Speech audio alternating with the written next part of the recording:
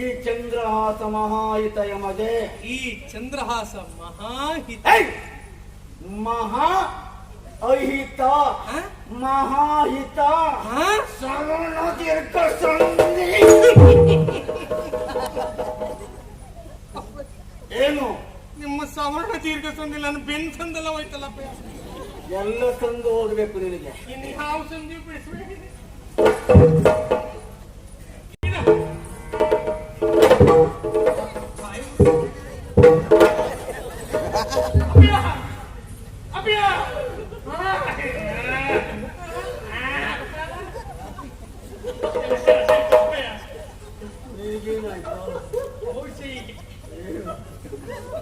ಪಿತ್ತ ಪ್ರಕೋಪ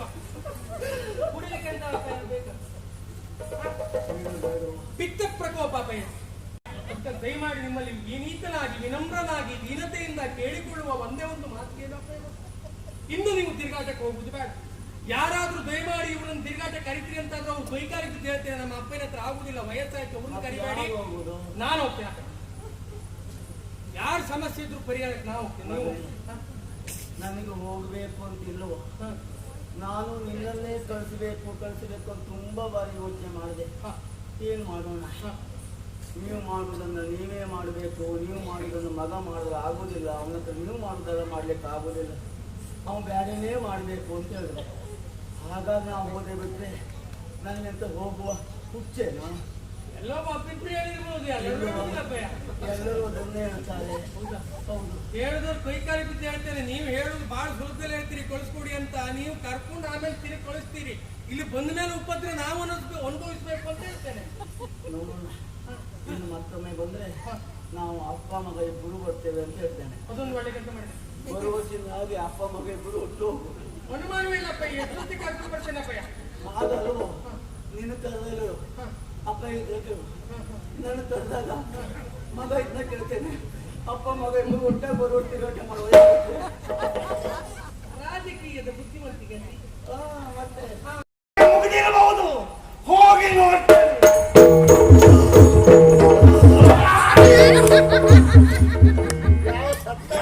ಸಾಯ್ತಿರೋ ದಾರಿ ಮೇಲೆ ತಿರುಗಾಡ್ಲಿಕ್ಕೆ ಆಗುದಿಲ್ಲ.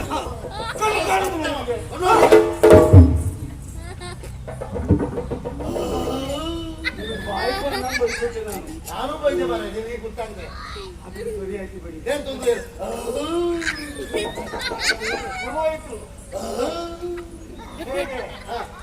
ಒಳ್ಳೆ ಊಟ. ಹೌದಾ? ಎಲ್ಲಿಂದ ಬಂದ್ರು ಏನು ತಾವು? ನಿಮ್ಮನಿಂದ ಬಂದೆ. ನಮ್ಮನಿಂದ ಹೊಗೆ ಹಾಕಿ ಬಂದ್ರು? ಹಾಗೆ ಹಾಕಿದ್ದೆ, ನನಗೆ ಗೊತ್ತಿದೆ. ಹೊಗೆ ಹಾಕಬೇಕು ನೀವು. ಹಾಗೆ ಬಂದೆ. ಬರ್ದಾಗೆ ಮಾಡಿದ್ದ, ಹಾಗೆ ಮಾಡಿದ್ದ. ನಿಂತ ಮಗ ಬೇಕು. ಅವ್ನು ಕೊಟ್ಟಿದ್ದೆ, ಬಾಯ್ ಕೊಟ್ಟಿದ್ದ. ಇಷ್ಟೊತ್ತಿಗೆ ಹೊಗೆ ಆಗಿರುವುದು, ಈಗ ಹೋಗಿ ಇಲ್ಲ ಆಗಿರಬಹುದು. ಆಗ್ಲಿ. ಮತ್ತೆ ಒಳ್ಳೆ ಊಟ, ಒಳ್ಳೆ ಜೋಡಿ. ಸಚ್ಚ ಊಟ ಕೊಟ್ಟವ. ಅಯ್ಯೋ ಮಾರ, ನಿನ್ನ ಮಗ ನೀ ಬರ್ದಾಗೆ ಮಾಡಿದ್ದಾರೆ. ಬರ್ದಾಗೆ ಮಾಡಿದ್ರೆ ಊಟ ಯಾಕೆ ಹಾಕಿದವ? ಅಯ್ಯೋ, ನಿನ್ನ ಮಗಳನ್ನ ಅವನಿಗೆ ಕೊಟ್ಟು ಮದುವೆ ಮಾಡಿದ್ದಲ್ಲ ಊಟ ಚಂದ್ರಹಾಸನಿಗೆ.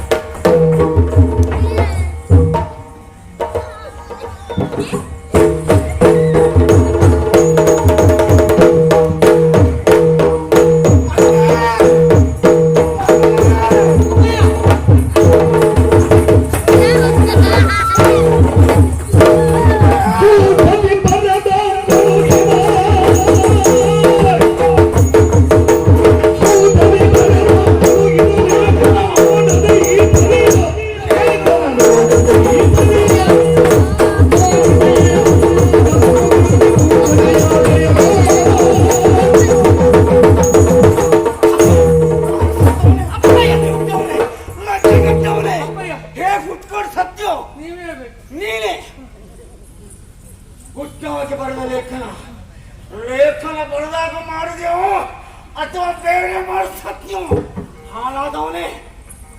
ಜತನೊಡನೆ ಬೇಡವಿಂದು ಮಾತನಾಡದೀಗ, ಜತನೊಡನೆ ಬೇಡವಿಂದು ಮಾತನಾಡದೀಗ, ಬರೆದ ರೀತಿಯಂತೆ ನಾಗೈದು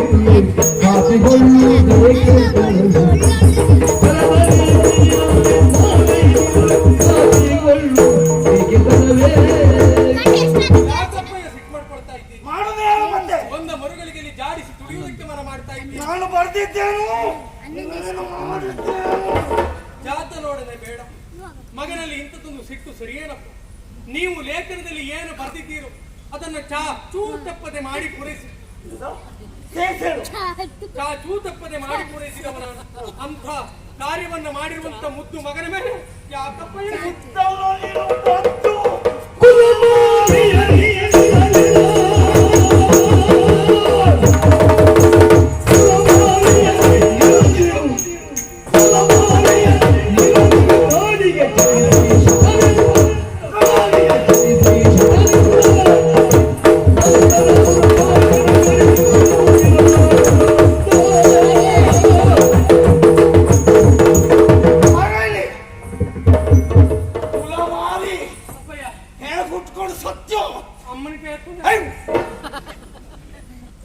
ಅದಲ್ಲದ್ರೆ ಬರದಂತೆ ಮಾಡಿದೆ ಅಂತ ಹೇಳಿದ್ಯಾ? ಹಾಗೆ ಮಾಡಲಿಲ್ಲ ನೀನು, ಬೇರೆ ದಂಧೆ ಮಾಡಿದೆ. ಒಂದು ಕ್ಷಣ ನಿಲ್ಲಬೇಡ. ನಿನ್ನನ್ನು ನೋಡ್ಲಿಕ್ಕೆ ಆಗುದಿಲ್ಲ. ಹೋಗು ಹೋಗು ಹೋಗು, ಕಾಡಿಗೆ ಹೋಗು. ಕೊಡುವುದಾದ್ರೆ ಈಗ ನನಗೆ ನಡೆಯಬೇಕ ನನಗೆ ಹೀಗೆ. ಕೊಡುವುದಾದ್ರೆ ಈಗ ನನಗೆ ನಡೆಯಬೇಕ ನನಗೆ ಹೀಗೆ. ಬಿಡದೆ ಜನಕ ಗೈದರೆ ಒಣದವನಗೆ ಹೋಗರಾಮ. ಬಿಡದೆ ಜನಕ ಗೈದರೆ ಒಣದವನಗೆ ಹೋಗರಾಮ. ಹೋಗು. ಇನ್ನೊಂದು ಸಂದರ್ಭ, ಮರ್ಯಾದಾ ಪುರುಷೋತ್ತಮ ರಾಮಚಂದ್ರ ಅಯೋಧ್ಯ ನಾಡಿನ ಅಧಿಪತಿಯಾಗಿ ಬೇಕಾದಂತ ಶ್ರೀರಾಮಚಂದ್ರ, ದಶರಥ ನಂದನ ರಾಮ, ಕೌಸಲ್ಯಾನಂದನ ರಾಮ, ಲಕ್ಷ್ಮಣಾಗ್ರಜ ರಾಮ, ಸೀತಾ ವಲ್ಲಭ ರಾಮ, ಅಯೋಧ್ಯ ರಾಮ. ಎಷ್ಟು ರಾಮ? ಎಲ್ಲ ಒಂದೇ ರಾಮ. ಹೌದಪ್ಪ, ಆ ರಾಮ ಆ ಕಡೆ ಒಂದು ತುಳಿ ಉಳಿದೋಯ್ತು. ಆಮೇಲೆ ಕೊಡ್ತೇನೆ. ಆ ರಾಮ ಏನು ಆ ರಾಮ? ಏನ್ ಮಾಡ್ದ? ಮರ್ಯಾದಾ ಪುರುಷೋತ್ತಮ ರಾಮಚಂದ್ರ. ಅದೇ ರಾಮನು ಎಷ್ಟು ಬಾರಿ ಹೇಳ್ತಾಯ್ತು. ಹೌದಪ್ಪ, ಶಬ್ದ ಪಾಠ ಮಾಡ್ತಾನೆ. ಪಿತೃವಾಕ್ಯ ಪರಿಪಾಲನಾ ದುರಂಧರನಾಗಿ ಸಾಕು. ತಂದೆಯ ಆಜ್ಞೆಯನ್ನು ಈಡೇರಿಸುವುದಕ್ಕಾಗಿ ಪುತ್ರ ತಂದೆ ಎಲ್ಲ ಬಂದೆ. ಅದು ಹೇಳಿದ್ರೆ ತಪ್ಪು ವಿಷಯ ಬರ್ದಿಲ್ಲ ಅಲ್ಲಯ್ಯ. ಅದು ನಿಮ್ಗೆ ಗೊತ್ತಾಗ ನಿನಗೆ ಮಾತಾಡ ಆಗ್ಬೇಕು ಹಂಬಲ ಬಹುಶಃ. ಒಂದೊಂದೇ ಹೊತ್ತು ಹೊತ್ತಾರು ಬರಿ ಹೇಳ್ತೀನಿ. ನಿಮಗೆ ಮನ ಮುಟ್ಟುವ ಹಾಗೆ ಹೇಳ್ಬೇಕಲ್ಲಪ್ಪಯ್ಯ. ನನಗೆ ಮುಟ್ಟದೆ ಹೇಳು. ಅದಕ್ಕಾಗಿ ಕಾಡಿಗೆ ಹೋಗಿ ಆದರ್ಶ ವ್ಯಕ್ತಿ ಎನಿಸಿಕೊಂಡ ಇವತ್ತಿನ ದಿವಸ ನಿಮ್ಮ ಮಾತನ್ನು ಶಿರಸ ವಹಿಸಿದಂತ ನಾನು ಕಾಡಿಗೆ ಹೋಗಿ ಈ ವರ್ಷ ವ್ಯಕ್ತಿ ಆಗ್ತೇನೆ. ಕೊಡಿ ಅಪ್ಪಣೆ.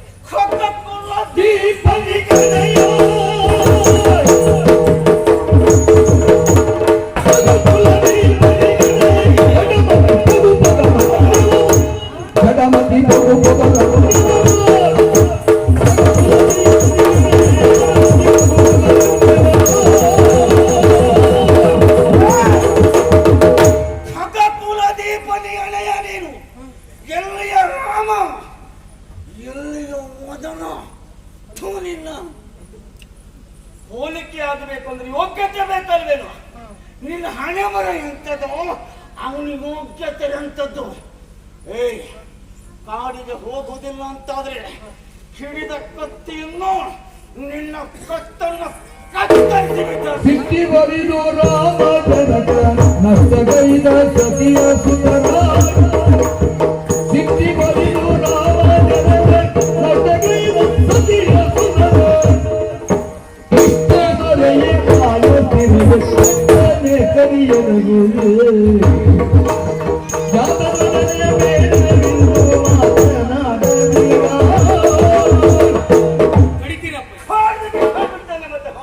ಕಡಿಬಹುದು. ಇನ್ನೊಂದು ಸಂದರ್ಭದಲ್ಲಿ ಜಮದಗ್ನಿ ತನ್ನ ಸಿಟ್ಟಿನಿಂದಲಾಗಿ ಹೆಂಡತಿ ಮಕ್ಕಳನ್ನ ಕಳೆದುಕೊಂಡ. ಪ್ರಯೋಜನ ಏನಾಯ್ತಪ್ಪ? ನಷ್ಟವೇ ಆಯ್ತು. ಒಂದು ಸಿಟ್ಟಿನ ಬರದಲ್ಲಿ ನಾವು ಹೋಗಿ ಬಾವಿಯನ್ನ ಹಾರಿದೆವು ಅಂತಾದ್ರೆ 10 ಸಿಟ್ಟು ಬಂದ್ರು ಎದ್ದು ಬರ್ಲಿಕ್ಕೆ ಆಗುದಿಲ್ಲ.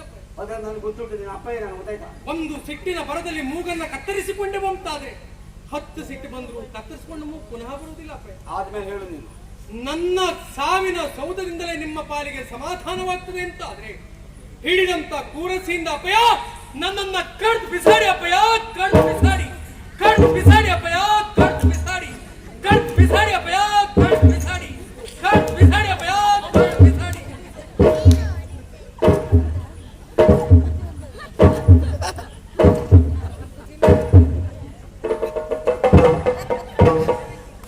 ಏಯ್, ಆಯ್ತಾ ಉಂಟಾ? ಕೊಡಿಗುವರೆಗೂ ಮಾಡ್ತಿದ್ದೆ. ಬರದ ಹಾಗೆ ಮಾಡಿದ್ಯಾ? ಚಾಚು ತಪ್ಪ. ಖಂಡಿತ ಹೌದಾ? ನಾ ಬರೆದ ಲೇಖನ ಎಲ್ಲುಂಟು? ಹಾ? ಲೇಖನ ಎಲ್ಲ ಮಗನು ಲೇಖನ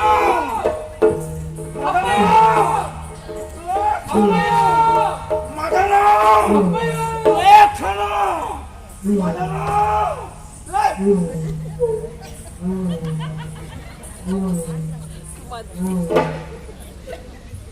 ಎಂತದ್ದು?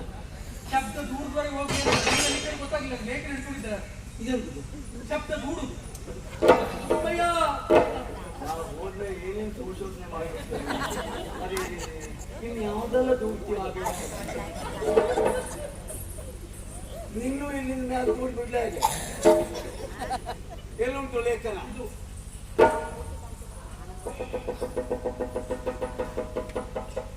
ತಲೆಕೆಳಗ ಆಯ್ತಪ್ಪ. ಅಪ್ಪಯಿಂದ ಯಾರಿದು? ಲೇಖನ ತಲೆಕೆಳಗ ಆಯ್ತು. ವಯಸ್ಸಾಯ್ತಲ್ಲಪ್ಪ. ಏನ್ ನನಗೆ ಗೊತ್ತಾಗ್ಲಿಲ್ಲ ನಾವು. ಕಾಣುದಿಲ್ಲ ನೋಡ್ದೆ. ನಿನಗೆ ಗೊತ್ತಾಗ್ತದೆ ನೋಡ್ದೆ ಅಷ್ಟೇ. ಈಗ ಹೀಗಿರ್ತದೆ, ದೂರ ಇಟ್ಕೊಳ್ಳಿ, ಕಾಣ್ತದೆ. ನನಗೆ ಯಾವ ದೃಷ್ಟಿ ದೋಷವೂ ಇಲ್ಲ. ನಿನಗೊಂದೇ ತಲೆ ದೋಷ. ನಡುತ್ತದೆ ಯಾರಿದು? ವಯಸ್ಸಾಯ್ತು. ಅದಕ್ಕೆ ನಿನ್ ಕೈ ಹಿಡ್ಕೊಳ್ಳ. ಬಲಗಡೆ ಒಂದೇ ಕೈ. ಅದು ಹಿಡ್ಕೊಳ್ಬೇಕಾ? ಇದು ನಾನೇ ಇಟ್ಕೊಳ್ತೇನೆ. ಶ್ರೀಮತ್ ಸಚಿವ ಶಿರೋಮಣಿ ದುಷ್ಟ ಬುದ್ಧಿ ನಮ್ಮಪ್ಪಯ್ಯ. ಅದು ನೀವು ಹುಟ್ಟಿದ ಮೇಲೆ ಆಗಿತ್ತು. ಅದಕ್ಕೂ ಮೊದಲೇ ದುಷ್ಟ ಬುದ್ಧಿ ನಾನು ಮಂತ್ರಿ ಏನು? ಶ್ರೀಮತ್ ಸಚಿವ ಶಿರೋಮಣಿ ದುಷ್ಟ ಬುದ್ಧಿ ತನ್ನ ಮಗ ಮದನನಿಗೆ ನಿಗೆ ನೇಮಿಸಿದ ಕಾರ್ಯವಿದಂ. ಹೀಗೆ ಪರಸಿ ಹರಸಿ ಪರಸಿ ಅಲ್ಲ. ಹರಸಿ. ಈ ಚಂದ್ರಹಾಸ ಮಹಾಹಿತ ಯಮಗೆ. ಈ ಚಂದ್ರಹಾಸ ಮಹಾಹಿತ. ಮಹಾ ಅಹಿತ ಮಹಾಹಿತ ಸರಣ ದೀರ್ಘ ಸಂಧಿ. ಏನು ನಿಮ್ಮ ಸವರ್ಣ ದೀರ್ಘ ಸಂಧಿ ನಾನು ಬೆನ್ ಸಂದೆಲ್ಲ ಹೋಯ್ತಲ್ಲಪ್ಪ. ಎಲ್ಲ ಸಂದು ಹೋಗ್ಬೇಕು ನಿನಗೆ. ಇನ್ನು ಯಾವ ಸಂಧಿಯು ಬಿಡಿಸ್ಬೇಡಿ. ಹೆಣ್ಣು ಸಂಧಿಯಲ್ಲಿ ಬಿಡ್ಲಿಕ್ಕೆ ಹೋಗ್ಬೇಡಪ್ಪ. ಸಾಮಾನ್ಯದವನಲ್ಲ. ಮುಂದೆ ಏನು ಸಾಮಾನ್ಯದವರ ಮುಂದೆ ಸೀಮೆಗೆ ಅರಸಾದ ಪಂಗ್ ಅರಸನಾದ ಸಂದೇಹವಿಲ್ಲದಕ್ಕೆ ಇದನ್ನರಿಯುವುದು ತಿಳಿಯುವುದು ಜೀರ್ಣಿಸಿಕೊಳ್ಳುವುದು ತಿಂದಿದ್ದಲ್ಲ ವಿಷಯ. ವಿಷಯ ಹೊತ್ತು ಕಳೆಯದ ಬಂದ ಬಳಿಕ ಕುಲಶೀಲ ವಯೋ ವಿಕ್ರಮಗಳನ್ನು ನೀ ನೋಡುತ್ತಿರದೆ ಕೊಡು ವಿಷವ ತಪ್ಪೆ ಮನೆ ಸಾಲ ತಪ್ಪು ನೋಡು. ಹೊತ್ತು ಕಳೆಯದ ಬಂದ ಬಳಿಕ ಕುಲಶೀಲ ವಯೋ ವಿಕ್ರಮಗಳನ್ನು ನೀ ನೋಡುತ್ತಿರದೆ ಕೊಡು ವಿಷವ ಬಾಲಕಗೆ ಬರ್ದವ್ರು ನೀವು ಓದ್ತವ್ರು ನಾನು ವಿಷಯ ಅಪ್ಪ ನೀವು ಮಗ ನಾನು ವಿಷಯ ತಪ್ಪೆ ಹಾಗೆ ಉಂಟು. ಇಲ್ಲಪ್ಪ. ಹೊತ್ತು ಕಳೆಯದ ಬಂದ ಬಳಿಕ ಕುಲಶೀಲ ವಯೋ ವಿಕ್ರಮಗಳನ್ನು ನೀ ನೋಡುತ್ತಿರದೆ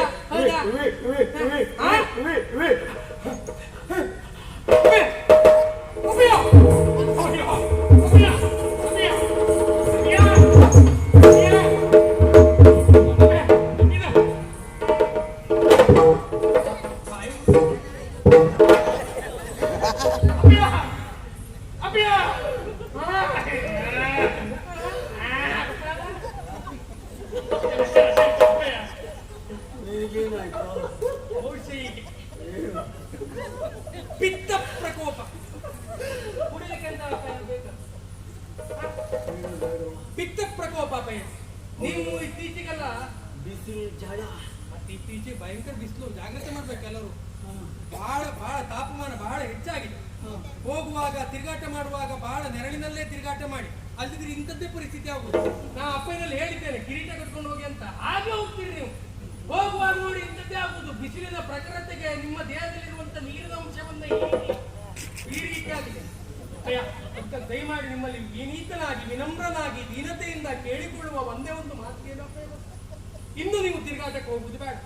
ಯಾರಾದ್ರೂ ದಯಮಾಡಿ ಇವರನ್ನು ತಿರುಗಾಟ ಕರಿತೀರಿ ಅಂತಂದ್ರೆ ಅವ್ರು ಬೈಕಾರಿದ್ದು ಹೇಳ್ತೇನೆ. ನಮ್ಮ ಅಪ್ಪನ ಹತ್ರ ಆಗುದಿಲ್ಲ, ವಯಸ್ಸಾಯ್ತು, ಅವ್ರನ್ನ ಕರಿಬೇಡಿ, ನಾನು ಹೋಗ್ತೇನೆ. ಯಾರು ಸಮಸ್ಯೆ ಇದ್ರು ಪರಿಹಾರಕ್ಕೆ ನಾವು ಹೋಗ್ತೇನೆ. ನೀವು ನನಗೆ ಹೋಗ್ಬೇಕು ಅಂತ ಇಲ್ವೋ? ನಾನು ನಿನ್ನನ್ನೇ ಕಳಿಸ್ಬೇಕು ಅಂತ ತುಂಬ ಬಾರಿ ಯೋಚನೆ ಮಾಡಿದೆ. ಏನು ಮಾಡೋಣ? ನೀವು ಮಾಡುವುದನ್ನು ನೀವೇ ಮಾಡಬೇಕು, ನೀವು ಮಾಡುವುದನ್ನು ಮಗ ಮಾಡಿದ್ರೆ ಆಗೋದಿಲ್ಲ, ಅವನ ಹತ್ರ ನೀವು ಮಾಡುವುದೆಲ್ಲ ಮಾಡ್ಲಿಕ್ಕೆ ಆಗೋದಿಲ್ಲ, ಅವನು ಬೇರೆನೇ ಮಾಡಬೇಕು ಅಂತ ಹೇಳಿದ್ರೆ. ಹಾಗಾಗಿ ನಾವು ಹೋದೆ ಬಿಟ್ಟರೆ ನನ್ನಂತ ಹೋಗುವ ಹುಚ್ಚೇನು? ಎಲ್ಲೋ ಅಭಿಪ್ರಾಯ ಹೇಳಿರ್ಬೋದು, ಎಲ್ಲರೂ ಅದನ್ನೇ ಹೇಳ್ತಾರೆ. ಹೌದು, ಹೇಳಿದ್ರು ಕೈಕಾಲಿ ಬಿದ್ದು ಹೇಳ್ತೇನೆ. ನೀವು ಹೇಳುದು ಬಹಳ ಸುಲಭದಲ್ಲಿ ಹೇಳ್ತೀರಿ ಕಳಿಸ್ಕೊಡಿ ಅಂತ, ನೀವು ಕರ್ಕೊಂಡು ಆಮೇಲೆ ತಿರುಗಿ ಕಳಿಸ್ತೀರಿ. ಇಲ್ಲಿ ಬಂದ ಮೇಲೆ ಉಪದ್ರ ನಾವು ಅನುಭವಿಸ್ಬೇಕು ಅಂತ ಹೇಳ್ತೇನೆ. ನೋಡೋಣ, ಇನ್ನು ಮತ್ತೊಮ್ಮೆ ಬಂದ್ರೆ ನಾವು ಅಪ್ಪ ಮಗ ಇಬ್ಬರು ಬರ್ತೇವೆ ಅಂತ ಹೇಳ್ತೇನೆ. ಅದೊಂದು ಒಳ್ಳೆ ಕೆಲಸ ಮಾಡಿದೆ. ಬರುವಷ್ಟಿನ ಹಾಗೆ ಅಪ್ಪ ಮಗ ಇಬ್ಬರು ಒಟ್ಟು ಹೋಗು. ಅನುಮಾನವಿಲ್ಲಪ್ಪ, ಎಷ್ಟೊತ್ತಿ ಕರ್ಕೊಂಡು ಬರ್ತೇನಪ್ಪಯ್ಯ. ಆದರೂ ನಿನ್ನ ತರದಲ್ಲೂ ಅಪ್ಪ ಇದ್ರೆ ನನ್ನ ತರದಾಗ ಮಗ ಇದನ್ನ ಕೇಳ್ತೇನೆ. ಅಪ್ಪ ಮಗ ಇಬ್ಬರು ಒಟ್ಟಾಗಿ ಬರುವ ತಿರುಗಾಟ ಮಾಡುವ ರಾಜಕೀಯದ ಬುದ್ಧಿವಂತಿಕೆ ಮತ್ತೆ ರಾಜ ವೈದ್ಯರಿಗೆ ಬರ್ಲಿಕ್ಕೆಲ್ಲ ಯಾರು ಹೋಯ್ದ್ರು ಅಂದ. ಅಯ್ಯೋ, ಹೋಯಿದ್ರು ಬಂದ್ರೆ ಯಮ ಬಂದ್ರೆ ಎರಡು ಒಂದೇ ರೀತಿ, ಅದ್ರ ವ್ಯತ್ಯಾಸ ಬಹಳ ಉಂಟು. ಯಮ ಬಂದ್ರೆ ಪ್ರಾಣ ಮಾತ್ರ ಹೋಯ್ತಾನು, ಈ ವೈದ್ಯ ಬಂದ್ರೆ ಹಣ ಪ್ರಾಣ ಎರಡೂ ಹೋಯ್ತಾನೆ. ನಮ್ಮ ಪ್ರಾಣ ತಗೊಳ್ಳೋದ್ರ ತೊಂದ್ರೆ, ಹಣ ಕೊಡುದು ಹಣಕ್ಕೆ ಬೇಕಲ್ಲ. ಯಾರು ಯಾರು ಅವಳಿಗೂ ಕೆಮ್ಮು ಕೆಮ್ಮು ಎಲ್ಲ ಉಂಟು, ಕೆಮ್ಮು ಎಲ್ಲ ಉಂಟು. ಸೊಕ್ಕೇರಿ ಬರ್ಲಿಕ್ಕೆಲ್ಲಪ್ಪಯ್ಯ. ಅವ್ರು ನಿನ್ನ ಸೇವೆ ಮಾಡ್ತಿರ್ಬೇಕು, ನಾನು ಸೇವೆ ಮಾಡ್ತೇವೆ. ನಾವು ನನ್ನ ಕಾಲಕ್ಕೆ ಕೇಳಿ ಯಾರು ಇಲ್ಲ. ಈಗ ನನ್ನ ಸದ್ಯ ವಿಶ್ರಾಂತಿ ಬೇಕು, ನನ್ನನ್ನು ನನ್ನಷ್ಟಕ್ಕೆ ಬಿಟ್ಟು. ಅನಿವಾರ್ಯ ಬಿಟ್ಟೆ, ಅಗತ್ಯ ಕಣ್ತು ಅಂತಾರೆ. ಹಾಕಿ ಬಂದೆ ಆ ಕಾಲ ಬರಬಹುದು. ಬೇಕಾದ್ರೆ ಕರೀತೇನೆ.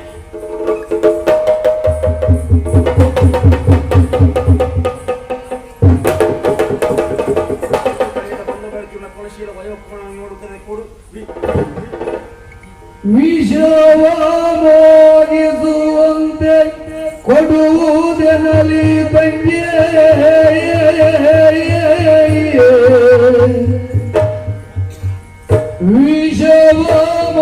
ವಿಷವಾಮೋಗಿಸುವಂತೆ ಕೊಡುವುದೆನಲಿ ತಂಗೆ, ವಿಷಯ ಮೋಗಿಸುವಂತೆ ಕೊಡುವುದೆಂಬೀಲೇಖ, ವಿಷಯ ಮೋಗಿಸುವಂತೆ ಕೊಡುವುದೆಂಬೀಲೇಖ, ವಿಷಯವಿರು ವಿಧಿಕೃತವ, ವಿಷಯವಿದು ವಿಧಿಕೃತವ, ಎನ್ನ ಕರದೋಷಗಳು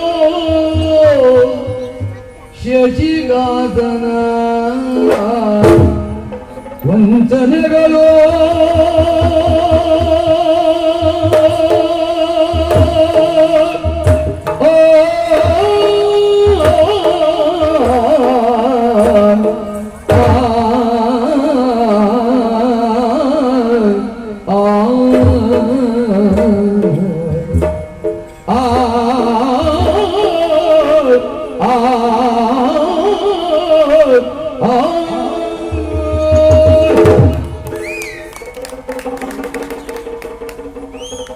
ನಾನೇ ಬರೆದಂತ ಲೇಖನ ಇದು.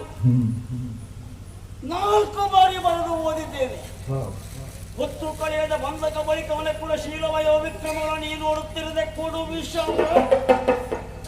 ಬಾಳೊಟ್ಟಿಗೆ ಮೂಡಿಸುವಂತೆ ಉತ್ತರವಾಗುವುದು.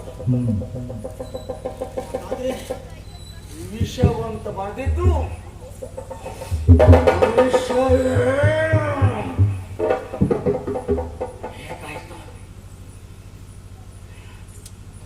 ನನ್ನ ಕರದೋಷವೈದು ಅಲ್ಲ,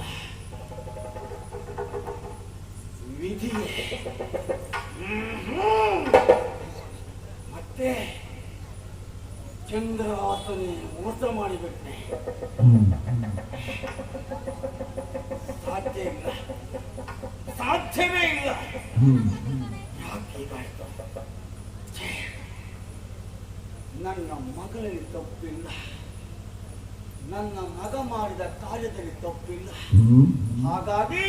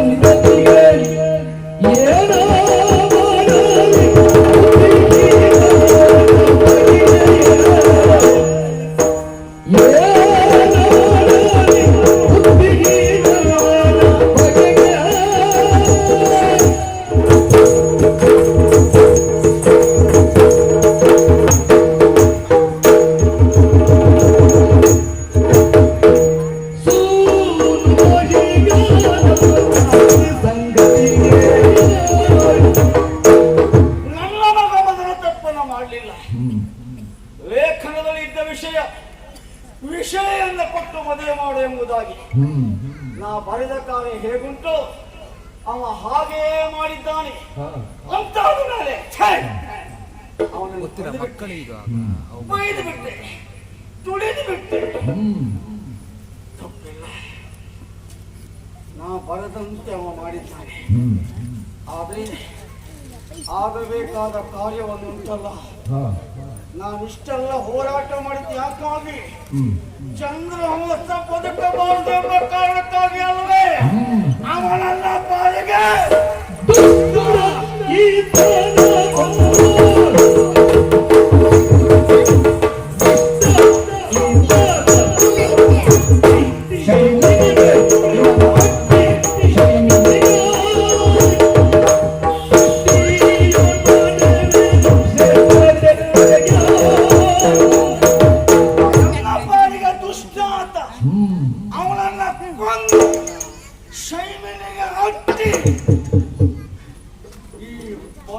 ನಾಯಕ ನಾನಾಗಬೇಕು.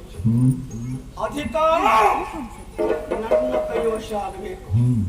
ಅವನನ್ನು ಕೊಲ್ಲುವುದೇ ಸರಿ. ಅವನನ್ನು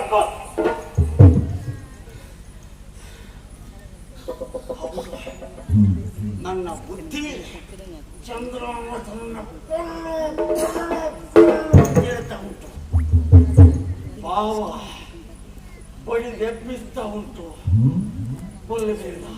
ಕೊಲ್ಲಬೇಡ ಅಂತ. ಪುರುಷ ಪ್ರಯತ್ನದಲ್ಲಿ ಅಚಲವಾದ ವಿಶ್ವಾಸ ನನಗೆ. ವಿಧಿಯ ವಿರುದ್ಧವಿದ್ದರೆ ನಿಲ್ಲುವುದಕ್ಕೆ ಹೊರಟವ ನಾನು.